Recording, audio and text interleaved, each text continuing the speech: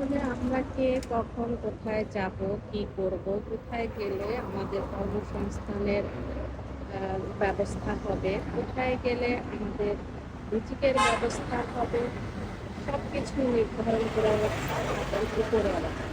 মহান আল্লাহ তাআলা আমাদেরকে রিজিকের ব্যবস্থা করে দেন, যেখানে গেলে আমাদের রিজিক আসবে, যেখানে গেলে আমাদের কর্মসংস্থানের ব্যবস্থা হবে, সেখানে আমাদেরকে নিয়ে যান। নয়তো আমরা চলে যেতাম গাজীপুর আমাদের গ্রামের বাড়িতে। সেখানে গ্রামের বাড়িতে তো যাওয়া দূরের কথা, আমরা চলে আসছি হাতির ঝিলে।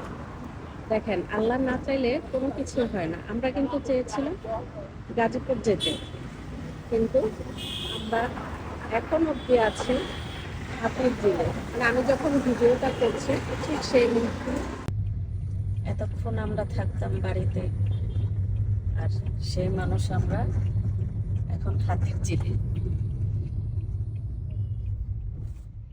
যাক, এই সুযোগে একটু দেখা যেতে পারলাম।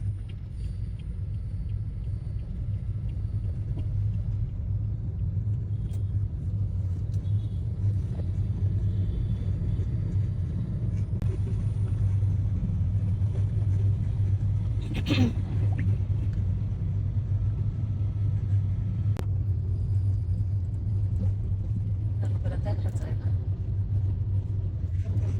এগুলো তো চোখের মধ্যে লাগতে হবে আমার। চোখ লাইট ধরছি, এটা অটো চলে গেছে, আমি কি করবো?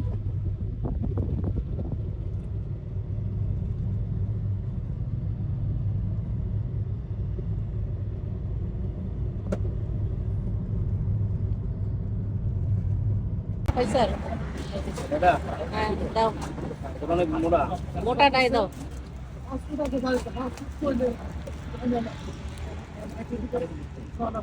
বাসার থেকে ভালো মতো দাও না আলাদা।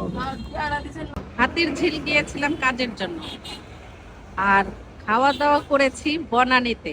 মানে রিজিক বলে কথা, আল্লাহ তাআলা কখন কাকে কোথায় নিয়ে যাবে এটা একমাত্র উনি ফয়সালা করে দেন। বনানীতে আমরা প্রচন্ড ক্ষুধা লেগেছিল, তাই আমরা একটা দোকানে যে, মানে টং দোকান, সেই টং দোকানে যে চা খেলাম, তারপর কেক খেয়েছি, আর এখন অপেক্ষা করছি। আমার স্বামী আবার রাস্তায় দাঁড়িয়ে কথা বলছে। তো কি করা, গাজীপুর দিকে রওনা দিচ্ছি আমরা। অনেক আগে থেকেই আমরা যেতে চেয়েছিলাম, কিন্তু ওই যে আমাদের কাজের জন্য আমাদেরকে চলে যেতে হয়েছিল হাতির ঝিলে, সে কারণে আমাদের দেরি হয়েছে। কিচ্ছু করার নাই।